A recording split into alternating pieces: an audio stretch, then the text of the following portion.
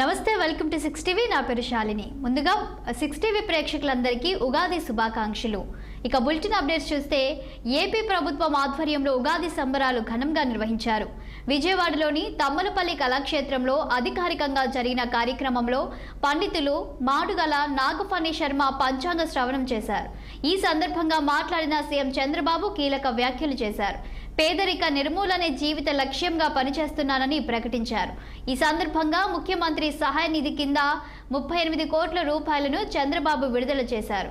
ఈ నిధులతో 3456 మంది పేదలకు లబ్ధి చేకూరుతుంది.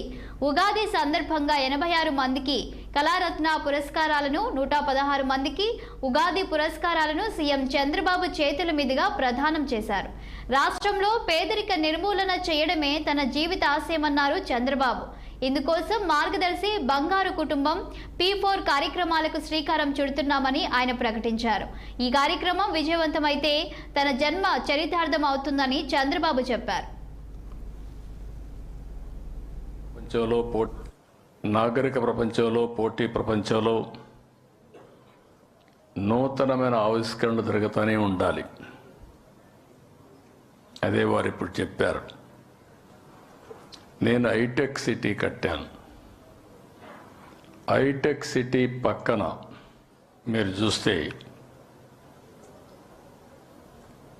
ఏదైతే ఒక మంచి గ్రామీణ వాతావరణం ఉట్టిపడే విధంగా పక్కనే పేరు కూడా దానికి పెట్టాను. వీరికి ఇచ్చింది అవధాని కేంద్రం. ఇంకొక పక్కన ఆయన పక్కనే అన్నమయ్య కళాక్షేత్రం కోసం అక్కడిచ్చాం. పక్కనే మన కళావేదిక ఒకటి కట్టాం, శిల్పకళా వేదిక కట్టాం. కళలు భాషల్ని ప్రోత్సహించడానికి అంటే ఒక హైటెక్కు ప్రాధాన్యత ఇస్తే ప్రపంచం మొత్తం గర్వంగా చెప్పగలుగుతున్నాం.